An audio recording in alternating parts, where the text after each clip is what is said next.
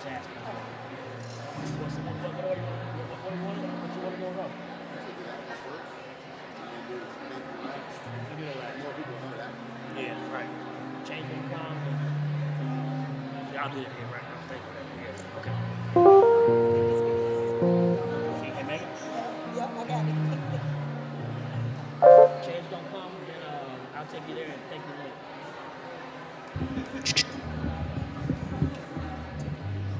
See. Check.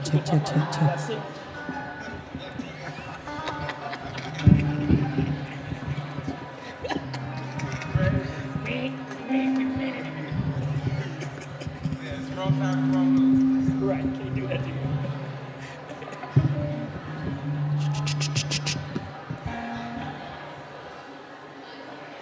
Picking up now?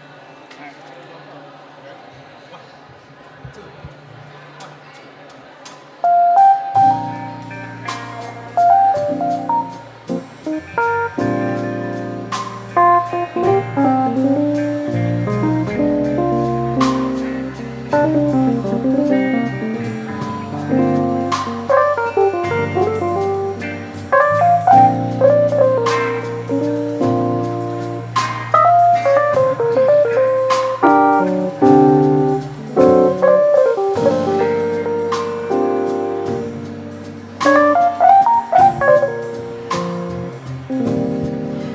I was born by the river in a little tent. Oh, and just like the river, I've been running ever since. It's been a long time coming, but I know a change gonna come. Oh, yes it is. It's been too hard living, but I'm afraid to die, 'cause I don't know what's up there beyond the sky. It's been a long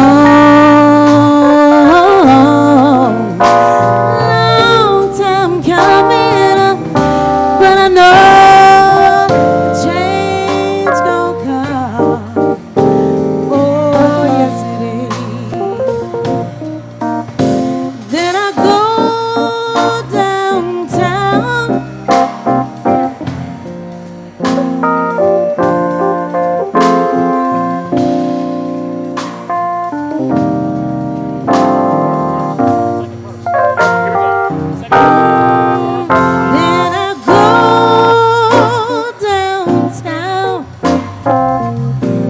and I go to the movies, yeah. But my friends keep telling me don't hang around. It's been a long time coming, but I know a change gonna come. Oh yeah.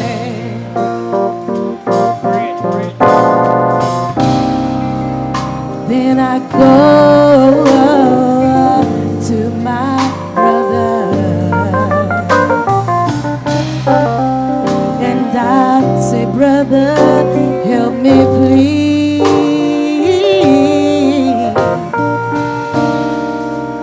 But he winds up knocking me right back, right down on my knees. There were times when I thought I wouldn't last too long, yeah. But now I know I'm able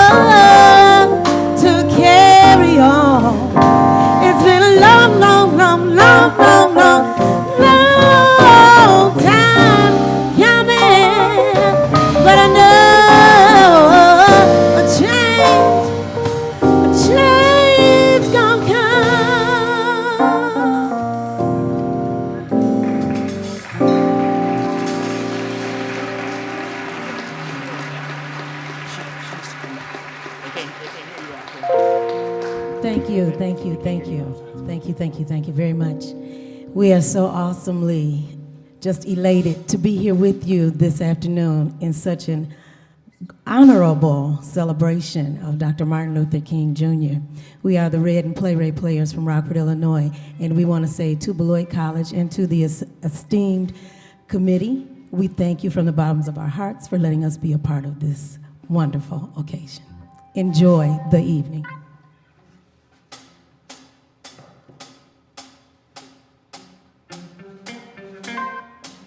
Now you feel free to get in with us, okay? All right, you don't have to sit there and be scared, okay? It's all about a good time. And trust me, we are free to do just that, have a good time. So I want to see smiling faces, clapping hands, patting feet. I just want you all to have a good time, because this is what we do. We make sure we put a smile on your face and a song in your heart. So y'all come on and enjoy with us, okay? That's what I'm talking about. Oh, y'all feeling me now?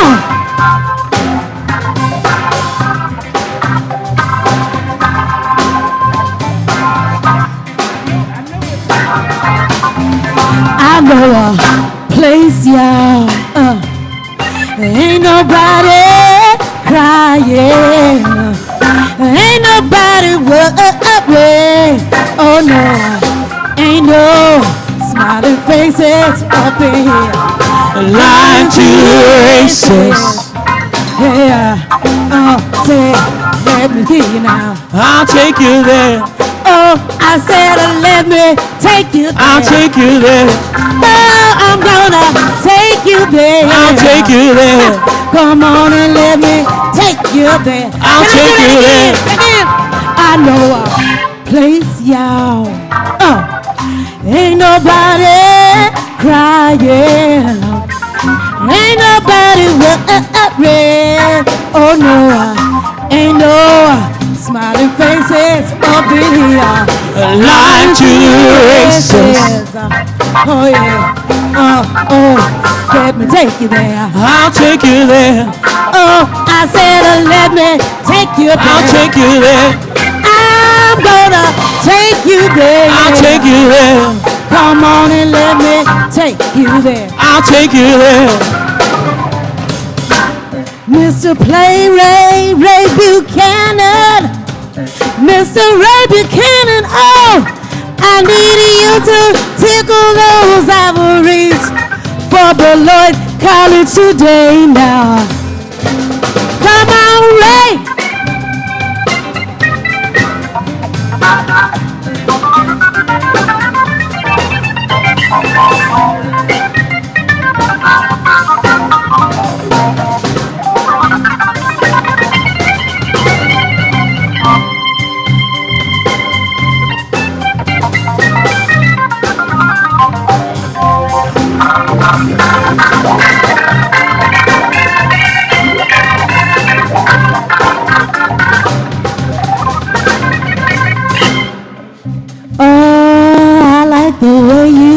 That Ray. Oh, but Beloit College, you know what? I love having some bass in my life. So if you don't mind right now, I'm gonna give you some of your own. Oh, come on, Greg. Come on, I need some bass in my life.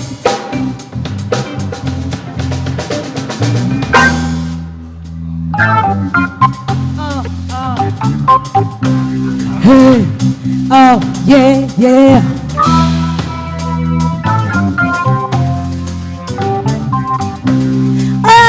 Finger popping, toe tap, yo, let me take you there. I'll take you there. I said, let me take you there. I'll take you there. Take me by the hand, yeah. I'll take you there. I'll take you to the promised land. I'll take you there. Oh, I said, mercy, mercy. I'll take you there. Mercy, mercy, mercy, mercy. I'll take you there. Oh, mercy, mercy. I'll take you there. Come on, I said, let me take you there. I'll take you there. There'll be no more lying to the races. There'll be no lying, no. It's gonna be love, love, love, love, love. Oh yeah. Come on, go with me. Come on, let me take you to the promised land. I said, let me take you there.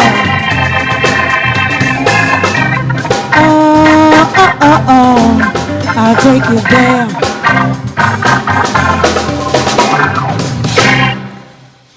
All right. Thank you, ladies and gentlemen. We appreciate you so much. Thank you, thank you. We are just hoping that this helps to, you know, when they say there is a fire, a blazing fire, you always have to start with a spark. Am I right? Well, guess what? Red and the Playwright Players are your spark this afternoon. So we are just going to help try to get this thing into a full blaze. And by the end of this afternoon, trust me, I know Beloit College will need a new roof.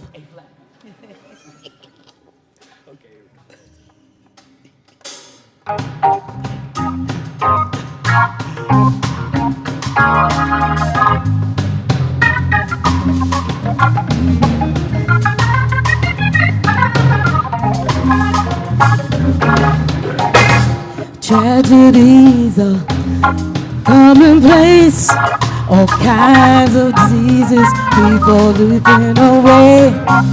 Economy's down, people don't get enough pay. But as for me, all I can say is thank you, Lord, for all you done for me. Yeah, yeah, yeah.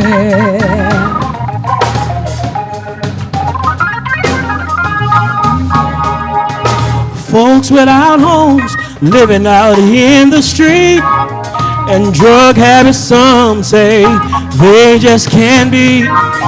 Muggers and robbers, no place seems to be safe, but you've been my protection every step of the way. And I want to say thank you, Lord, for all you've done for me. Yeah, it could have been me.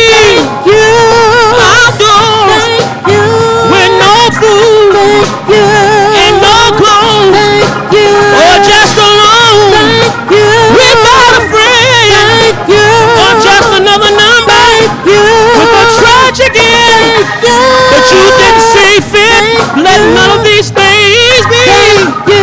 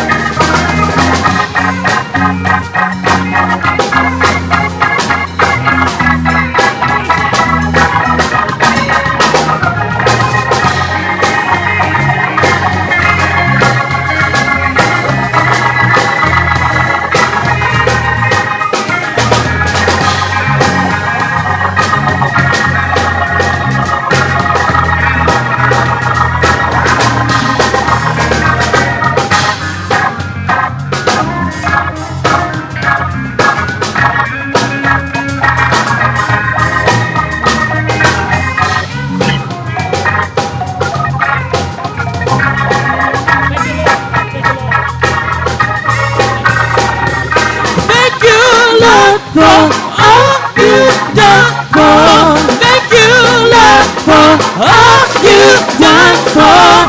Thank you, Lord, for all you've done for me. Thank you very much, Beloit College. Thank you ever so much, ladies and gentlemen. We are the Red and Play Ray Players, the one and only Mr. Ray Buchanan on vocals and keys from Rockford, Illinois. From Milwaukee, Wisconsin on bass, the one and only Mr. Greg Bridges. From Rockford, Illinois, the awesome, talented on guitar, Mr. Keith Love. And I love to say the baby boy of the bunch on drums from Rockford, Illinois, ladies and gentlemen, Mr. DeMorris Flanagan. And I am Beth Ann Beal. We are the Red and Play Ray Players. We appreciate you, thank you, and enjoy the rest of the afternoon.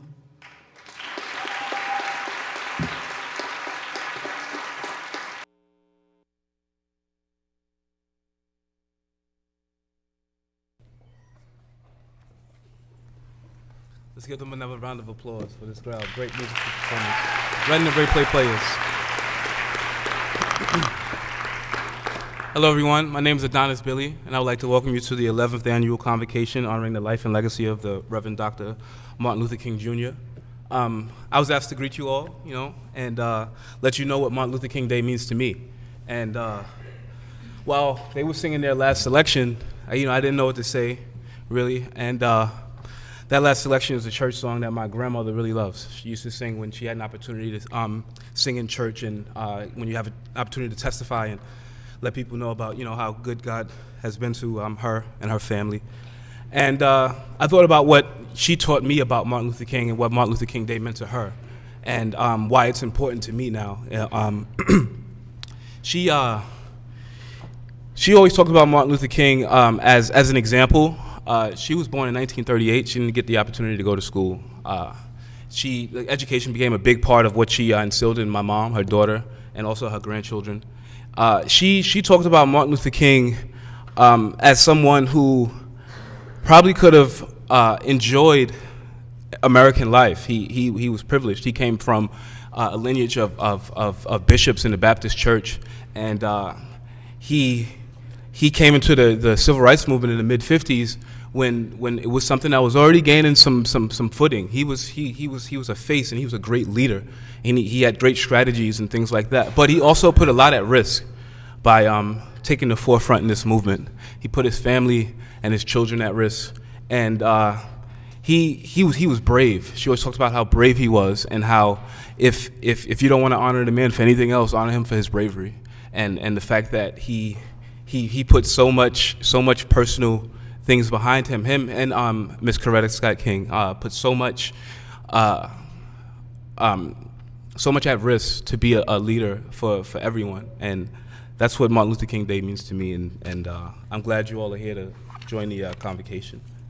Next, we're going to have our President Scott Bierman, always President Scott Bierman, to give a welcome to everyone. So please give a round of applause for Mr. Scott Bierman.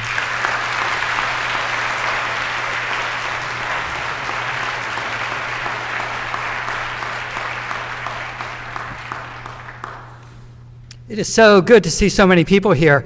There's the possibility that so many people here are partly because it's so gloriously warm outside, but I'm absolutely convinced that Regina Hendrix is the reason why so many people are here. So.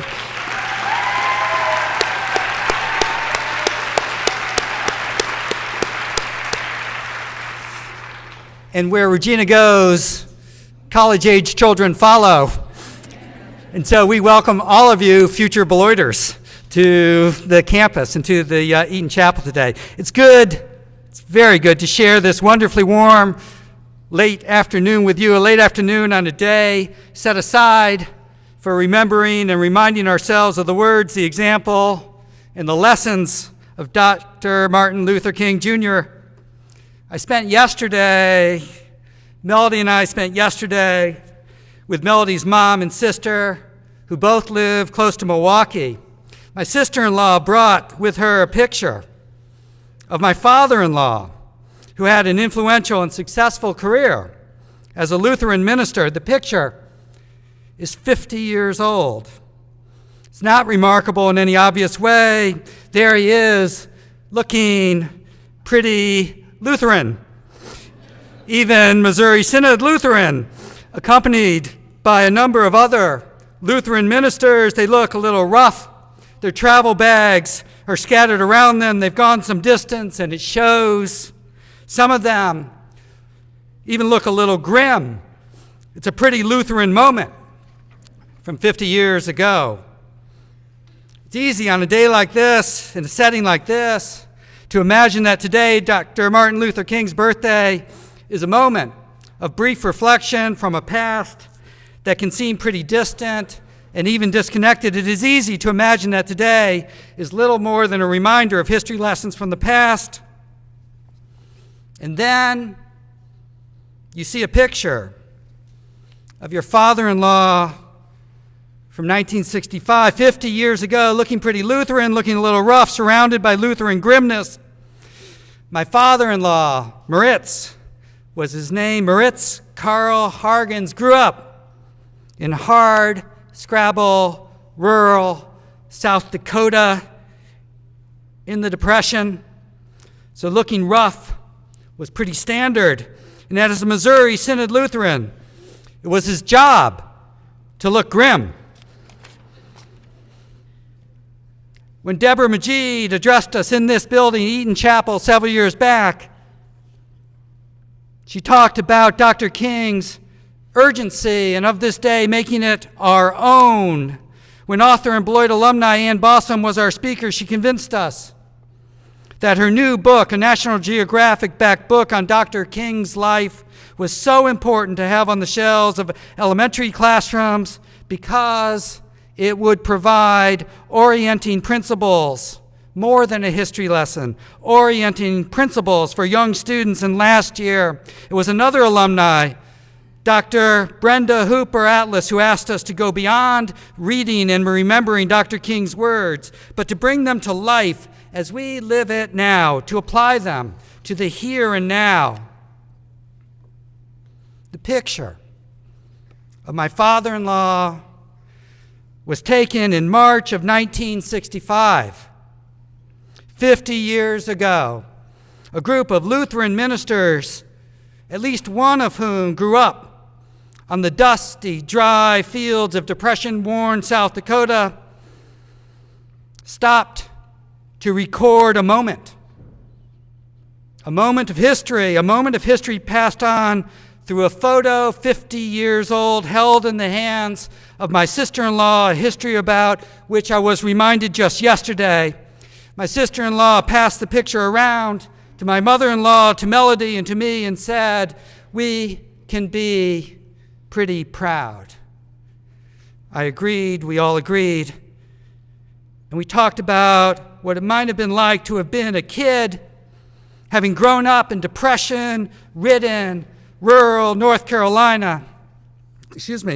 South Dakota, and to be a young Missouri Synod Lutheran minister with a young wife and 4 young children, and to have heard the siren call of Dr. Martin Luther King in March of 1965, that there was work to be done, action that was needed, urgency in Alabama, in America, urgency, to have heard the siren call and to have heard the warnings, the death threats, and yet to have traveled over 700 miles from Chicago to Selma in March of 1965. And so it came to be that in March of 1965, a picture is taken of a group of Lutheran ministers somewhere between Selma and Montgomery, recording a moment that they knew mattered. It mattered then, and it matters now. They felt the urgency, Dr. King's urgency, Dr. Majid's urgency, and were called to action. And they walked with urgency, with purpose, with Dr. King, with America, and they took a picture. The journey of coming from Depression-era rural South Dakota to walking alongside Dr. Martin Luther King in March of 1965 from Selma to Montgomery is a journey whose route is not obvious ex ante and inspirational ex post. The picture does make me proud. But more to the point of today, it both humbles me and reminds me of my responsibilities. It reminds me that the words of Dr. Majid and Annie Balsam and Dr. Atlas have meaning for me now. As I looked at the picture of my father-in-law between Selma and Montgomery, Alabama, in March of 1965, yesterday, the relevance of Dr. King became ever more present and timely. In 2015, 50 years after 1965, 50 years after the marches from Selma to Montgomery, I asked myself, where will my picture be taken? Thank you for being here, for coming together. Kalego Hips, one of our favorite sons, I welcome you back to Beloit College after a semester abroad. It is very good to share the stage with you. The podium is yours. Work your magic, my friend.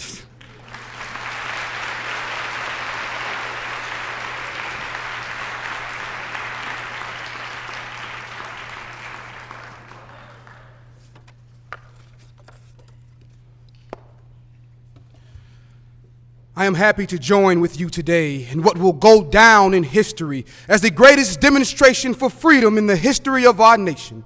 In a sense, we've come to our nation's capital to cash a check. When the architects of our republic wrote the magnificent words of the Constitution and the Declaration of Independence, they were signing a promissory note to which every American was to fall heir. This note was a promise that all men, yes, black men as well as white men, would be guaranteed the unalienable rights of life, liberty, and the pursuit of happiness. It is obvious today that America has defaulted on this promissory note insofar as her citizens of color are concerned. Instead of honoring this sacred obligation, America has given the Negro people a bad check, a check which has come back marked insufficient funds. But we refuse to believe that the Bank of Justice is bankrupt. We refuse to believe that there are insufficient funds in the great vaults of opportunity of this nation. And so, we've come to cash this check, a check that will give us upon demand the riches of freedom and the security of justice. It would be fatal for the nation to overlook the urgency of the moment. This sweltering summer of the Negro's legitimate discontent will not pass until there is an invigorating autumn of freedom and equality. 1963 is not an end, but a beginning. And those who hope that the Negro needed to blow off steam and will now be content will have a rude awakening if the nation returns to business as usual. And there will be neither rest nor tranquility in America until the Negro is granted his citizenship rights. The whirlwinds of revolt will continue to shake the foundations of our nation until the bright day of justice emerges. But there is something I must say to my people who stand on the warm threshold which leads to the palace of justice. In the process of gaining our rightful place, we must not be guilty of wrongful deeds. Let us not seek to satisfy our thirst for freedom by drinking from the cup of bitterness and hatred. We must forever conduct our struggle on the high plane of dignity and discipline.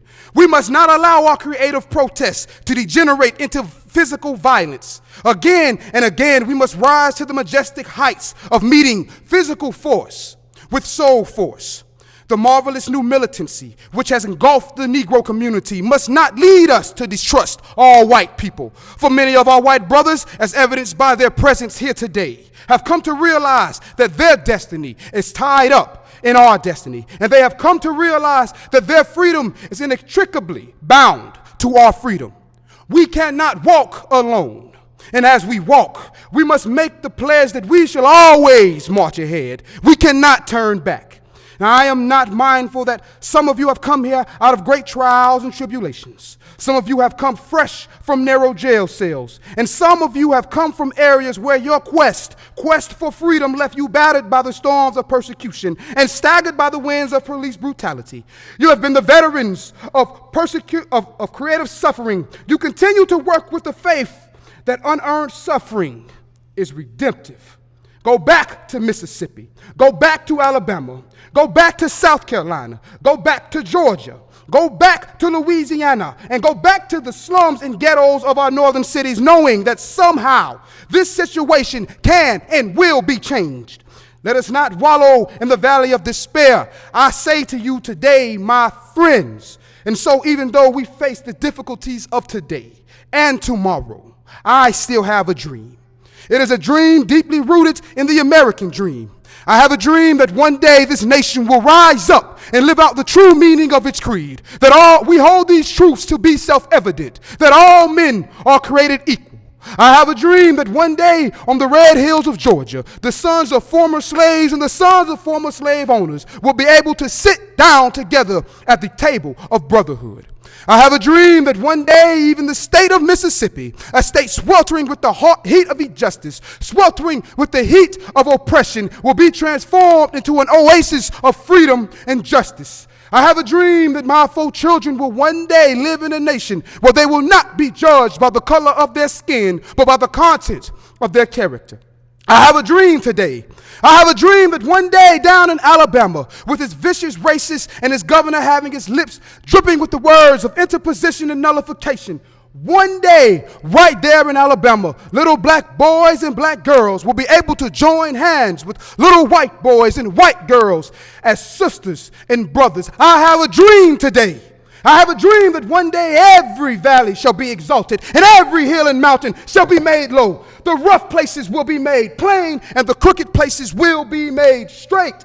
And the glory of the Lord shall be revealed and all flesh shall see it together. This is our hope. And this is the faith that I go back to the South with. With this faith, we will be able to hew out of the mountain of despair a stone of hope. With this faith, we will be able to transform the jangling discords of our nation into a beautiful symphony of brotherhood. With this faith, we will be able to work together, to pray together, to struggle together, to go to jail together, and to stand up for freedom together, knowing that one day we will all be free. And this will be the day. This will be the day when all of God's children will be able to sing with new meaning. My country, 'tis of thee, sweet land of liberty, of thee I sing. Land where my fathers died, land of the pilgrim's pride, from every mountainside, let freedom ring. And if America is to be a great nation, that must become true. Now let freedom ring from the mighty mountains of New York. And so let freedom ring from the prodigious hilltops of New Hampshire. Let freedom ring from the snow-capped Rockies of Colorado. Let freedom ring from the curvaceous slopes of California. But not only that. Let freedom ring from Stone Mountain of Georgia. And let freedom ring from Lookout Mountain of Tennessee. Let freedom ring from every hill and molehill in Mississippi. From every mountainside, let freedom ring. And when this happens, and when we allow freedom to ring, when we let it ring from every village and every hamlet, from every state and every city, we will be able to speed up that day when all of God's children, black men and white men, Jews and Gentiles, Protestants and Catholics, we will be able to join hands in singing the words of that old Negro spiritual, free at last, thank God Almighty, we are free at last.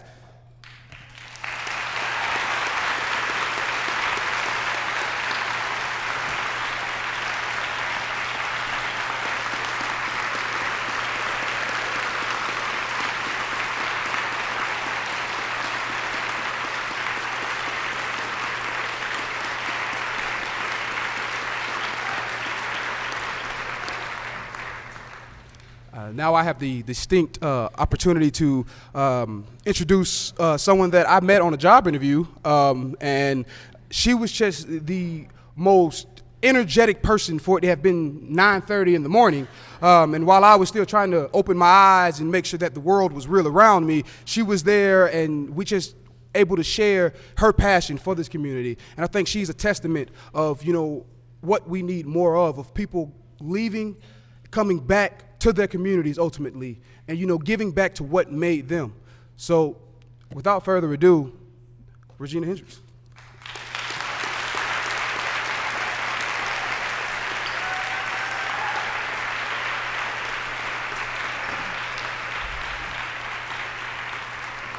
Good evening. Good evening.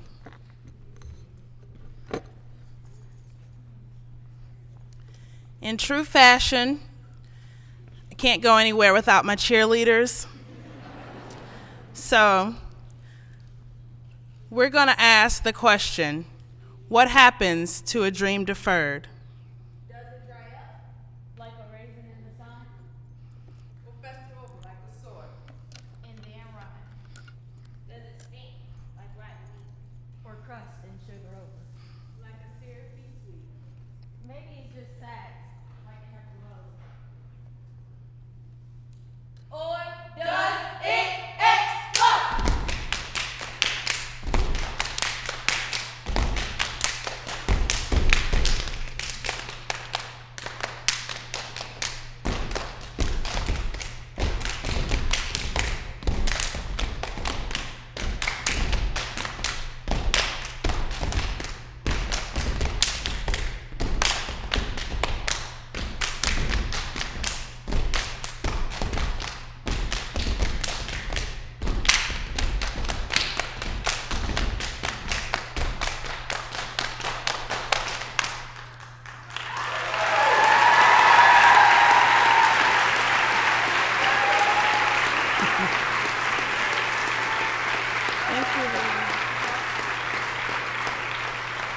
I'm so proud.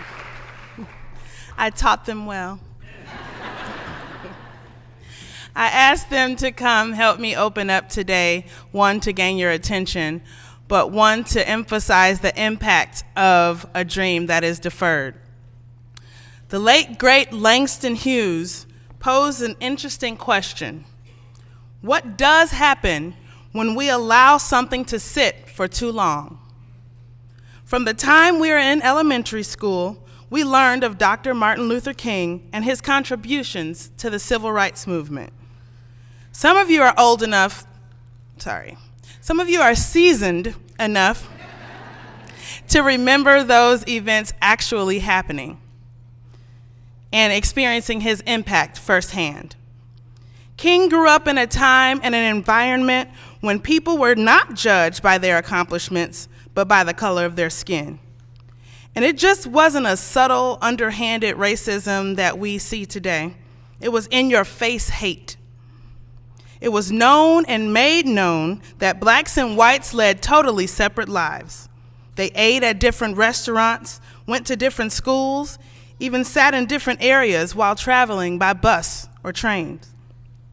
It's hard for some of us to imagine because of the luxuries that we take for granted today.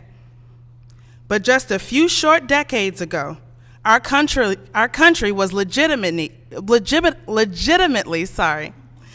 although immorally, segregated. Dr. King and so many others grew increasingly frustrated, and after fellow activist Rosa Parks was arrested after having refused to vacate her bus seat for a white passenger, they asked the residents of Montgomery, Alabama to boycott all public transport to bring justice to her and other mistreated African Americans. This was no easy request, as the buses were the only mode of transportation for many of these residents whose jobs entailed traveling long distances. Yet they accepted the challenge, not just for a day, no, not a week, not even a month, but for an entire year. They were steadfast in their efforts. How many of us can honestly say that we could be so committed to the cause? Martin Luther King, along with many others, traveled around the world encouraging Americans to stand up against segregation in a nonviolent, peaceful manner by organizing sit-ins, boycotts, and protest marches. During this time, Dr. King gave many inspiring speeches, the most memorable being his address on the steps of the Lincoln Memorial. There, in front of over 250,000 Americans who had flown, driven, and even walked to participate in the peaceful march, Dr. King articulated his dream for a country where everyone was treated equally. Unfortunately, he did not live long enough to see his dream come true. Fast forward 50 some odd years, and you'd think we would make progress. You'd think that some progress would have been made. You would think that after years of enlightenment and urging change, his dream would have long since come true. Sure, we have made a few steps in the right direction. We eat together, go to the same schools, ride the same buses, but we are far from the point where everyone in this country is treated as equals. When you look at images from recent travesties and compare them to those from the 50s and 60s, and the only difference is that one is in black and white and one is in color, there's a problem. When qualified applicants are tossed aside because he or she does not look like the cookie-cutter prototype of what you'd like to see in your office, there's a problem. When human life is met with little to no regard at the hand of those who are expected to serve and protect, we have a problem. When it becomes more cool and acceptable to throw up gang signs than to join hands in peace and unity, there is a problem. When my small nephew tells me that he does not want to go to the local park because he is afraid that he will be killed, there is a problem. This isn't a new issue by any means. Hundreds of people died so that we wouldn't have to fight this fight. But I ask, were their deaths in vain? Maybe there's a bigger issue. Maybe we are too worried about being politically correct rather than actually standing up for what is right and just. This coming from a politician, I know. But trust and believe, I do not sit on city council for personal gain or to use it as a step to further my political career. I am there to ensure that young people, minorities, and anyone else who feels like they do not have a voice are heard. We are too comfortable. We shy away from saying or doing things that will draw too much attention. We are afraid of being unpopular, worried about how we will appear to our peers if we go against the grain. But I challenge you to step outside the box. While you're closed up in there whispering, "I can't breathe." Eric Garner lost his life saying it aloud. It's okay to actually believe in something. Don't back down because you're intimidated by what your classmates or coworkers may think.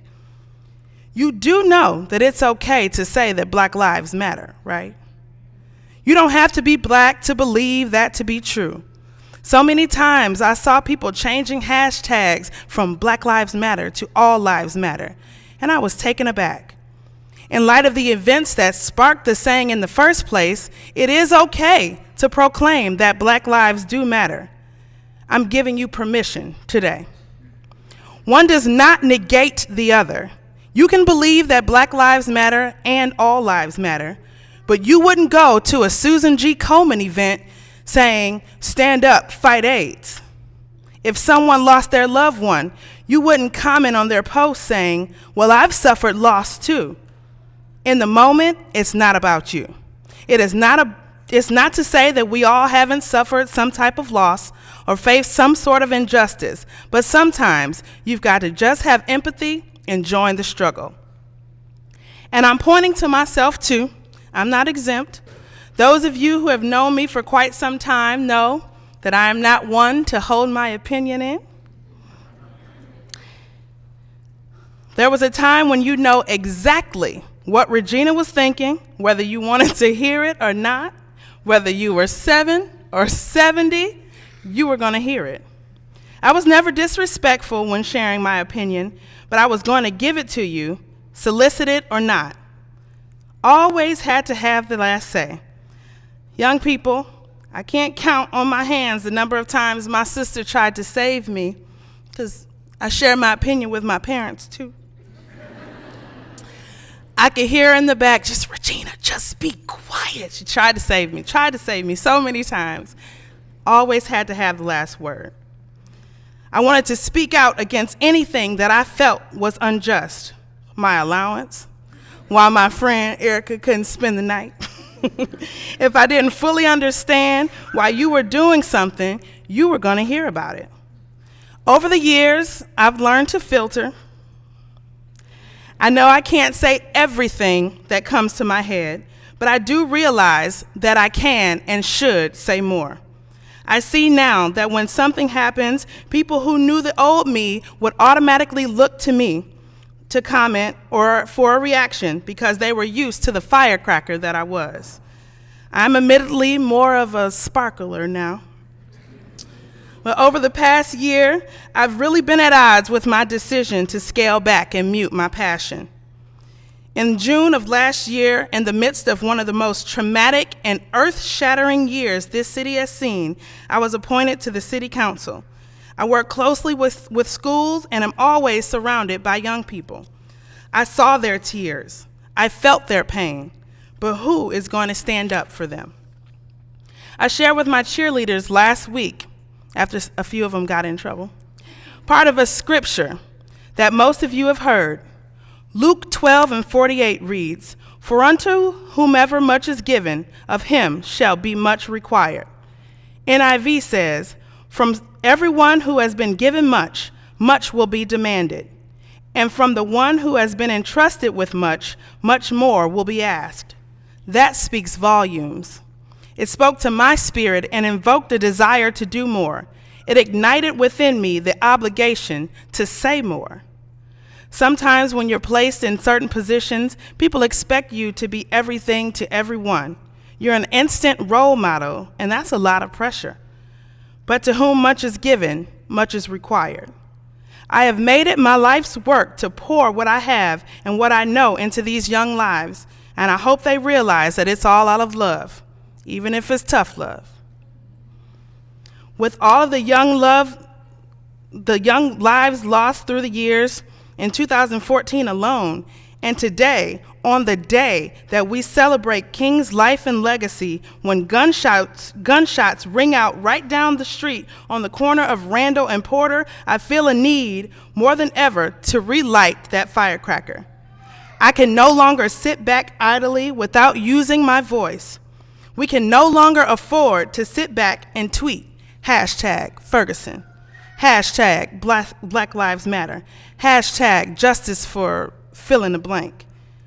Do something.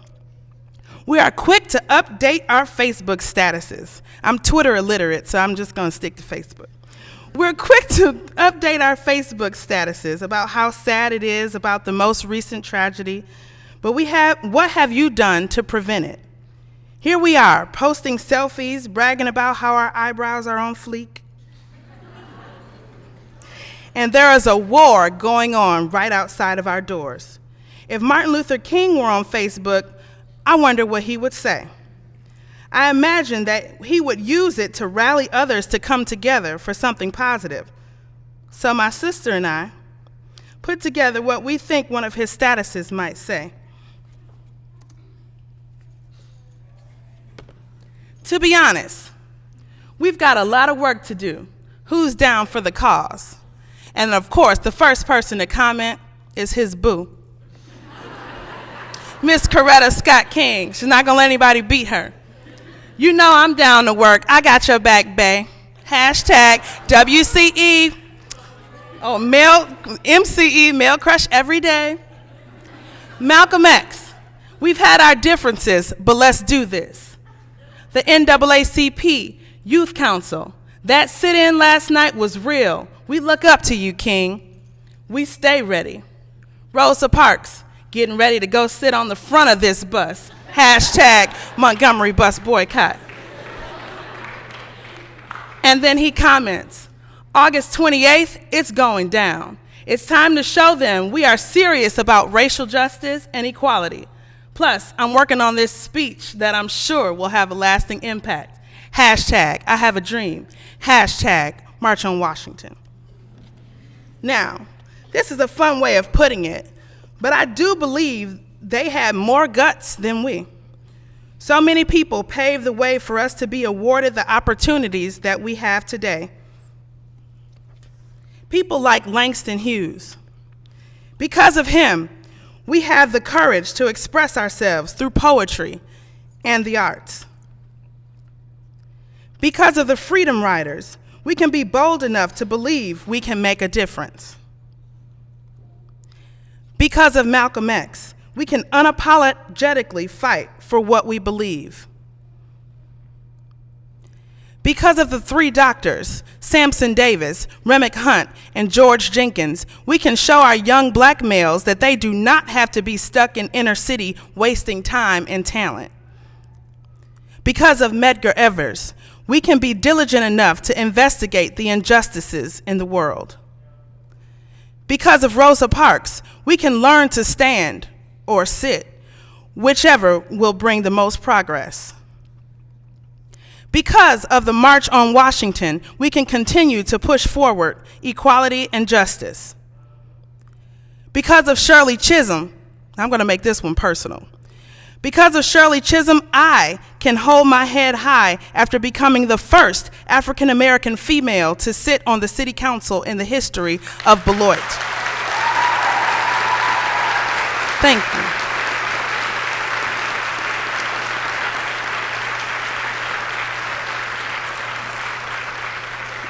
Because of them, we can. Because of Martin Luther King, we can dream our biggest dreams, and with the help and support and a sea of others, challenge a nation to be one. Because of them, we can. Young people, because of them, you can. Because of us, you will. This morning, Paris Eccles shared a quote that fits perfectly here. Rosa sat so Martin could walk. Martin walked so Obama could run. Obama is running so that our children can fly. You can do and be anything you put your minds to. And I have a special treat.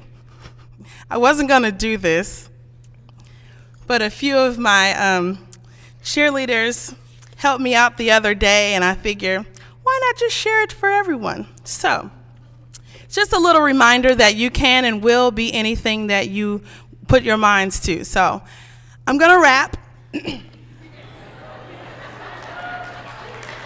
Ready.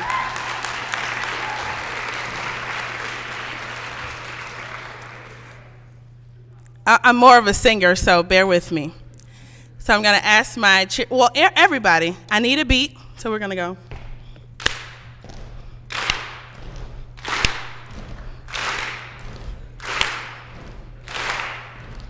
Repeat after me. I know I can be what I want to be.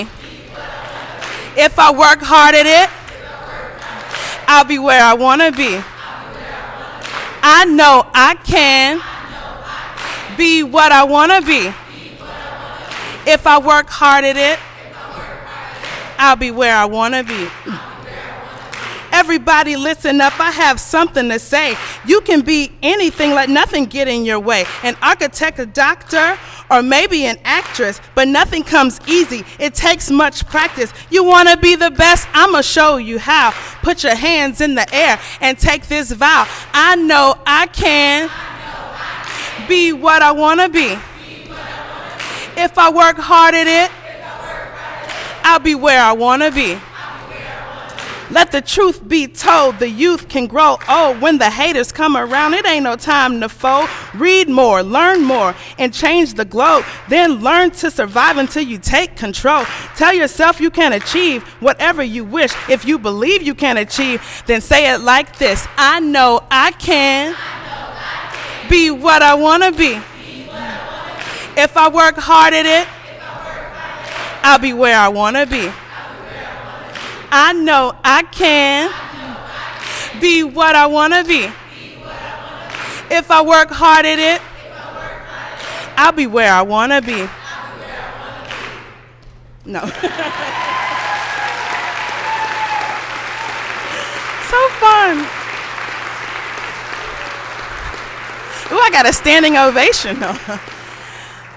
The young people keep me hip. I see Rakim, I've got a little MC in my Help Yourself programs. He's looking at me like he wants to collab.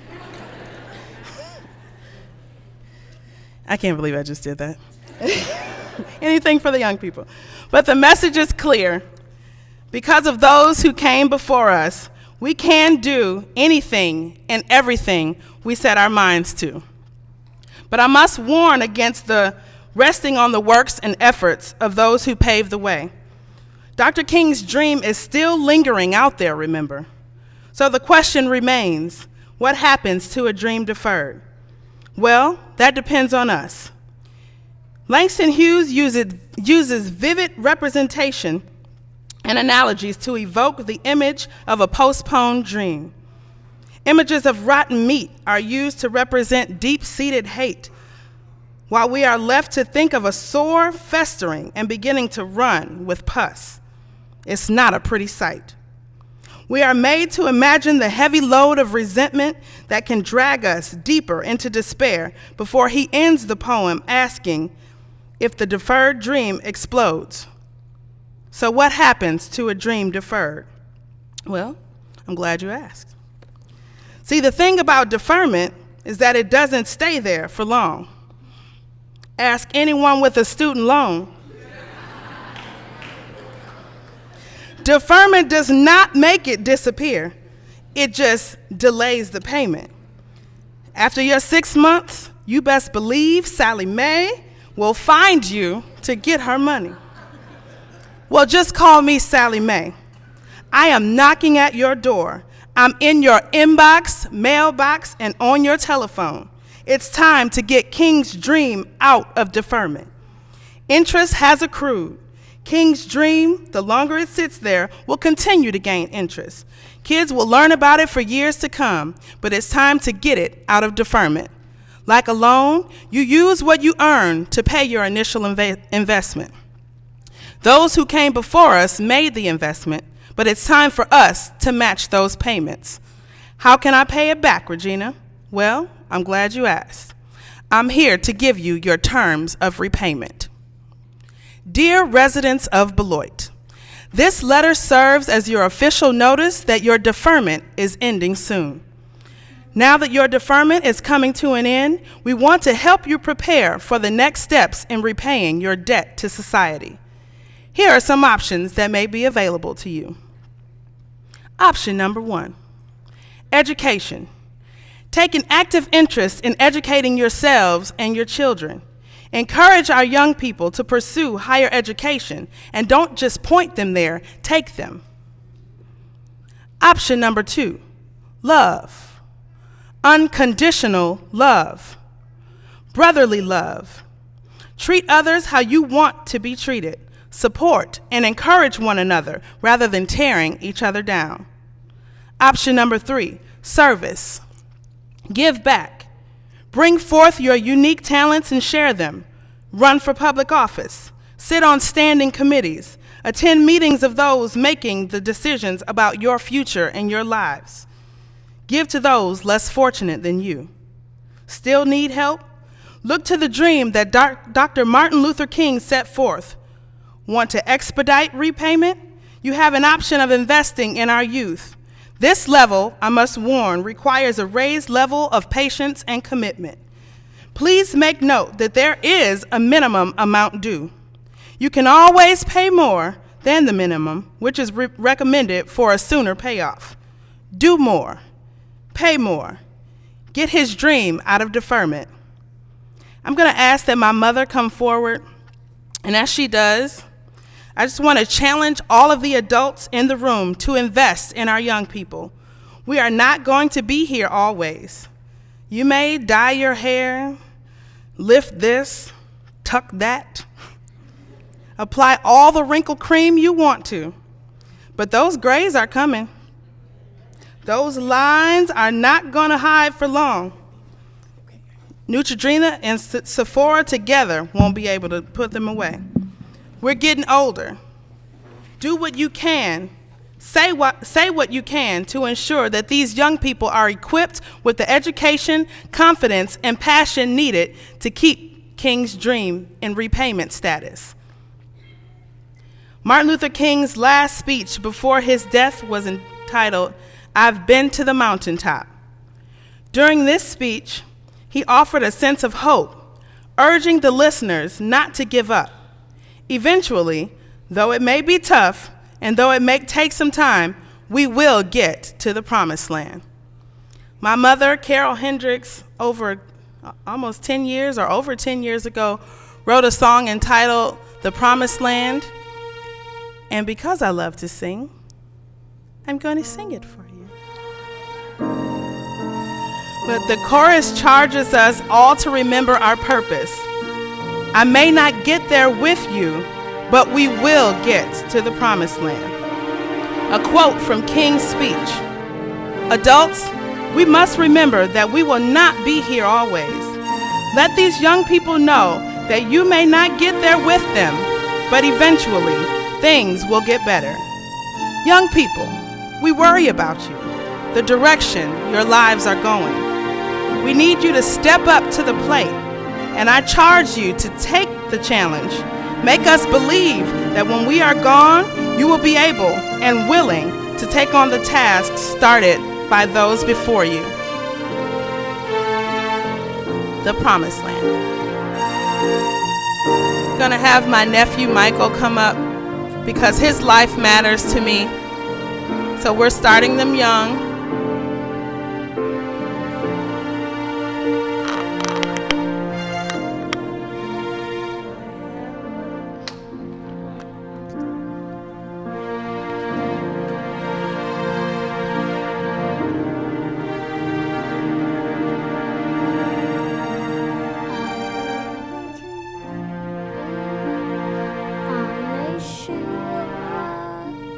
Brotherhood.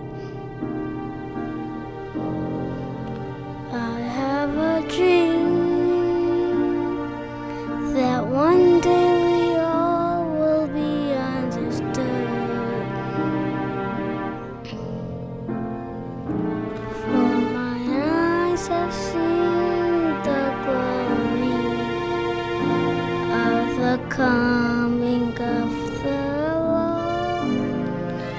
I may not get there with you, but we will get to the promised land. I may not get there with you, but we will get to the promised land. I have a dream. Our nation will rise in brotherhood. I have a dream that one day we all will be understood.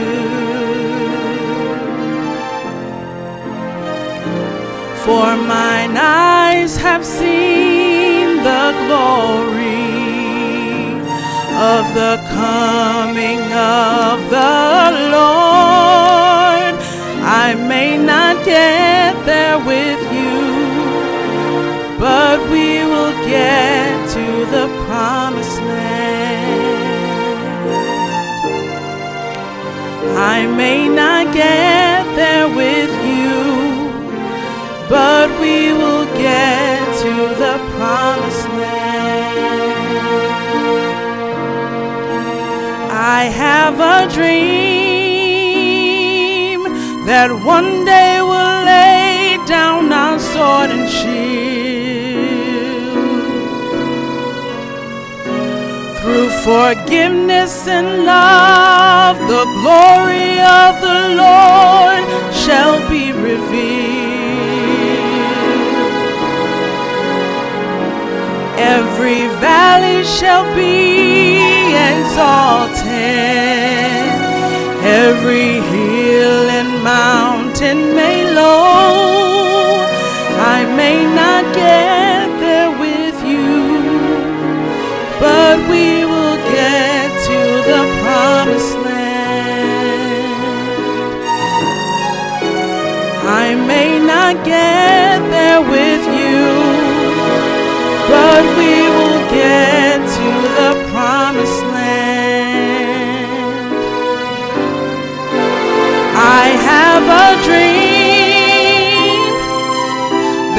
One day we all shall be as one,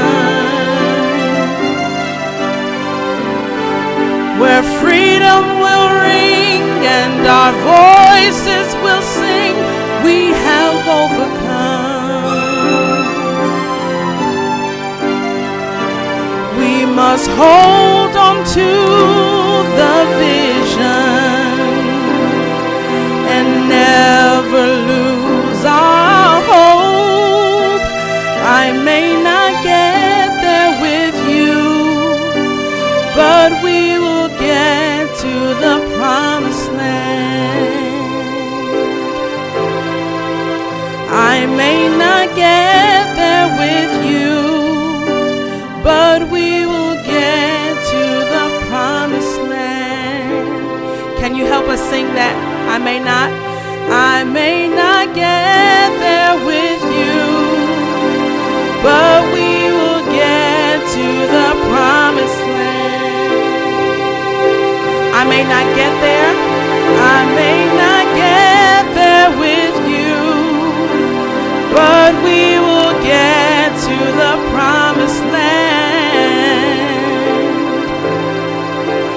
I may not get there with you, but we will get to the promised land.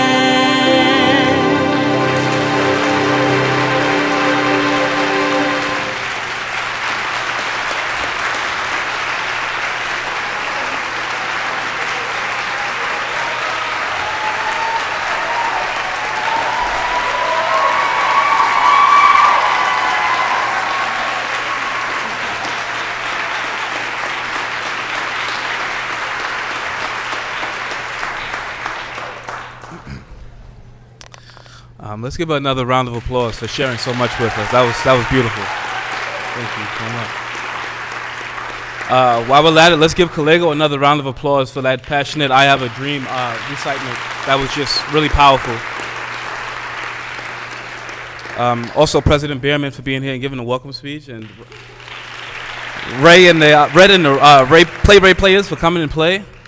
Tonight was really coming and play. And I also want you all to give yourselves a round of applause for being here. Like, we really, really appreciate you being here and honoring this man. Closing remarks. This was a very, very powerful evening for myself. I was touched by what everyone had to say and what they shared. I'm touched by the notion that the job isn't done. We all have to pick up and be leaders and go out and continue to do the work that he started, that he continued on, that was started before him. So let's keep it going. Black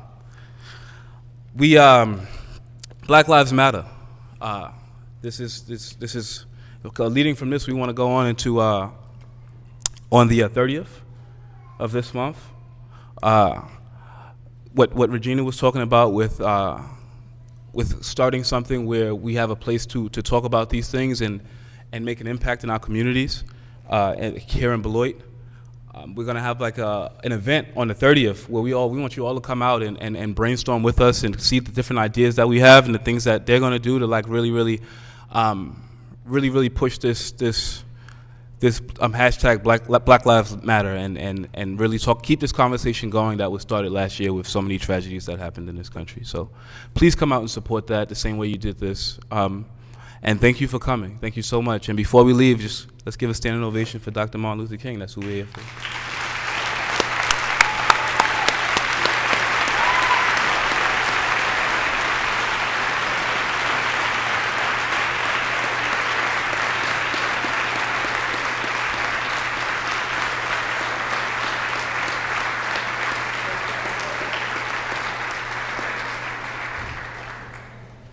Thank you. That was really special.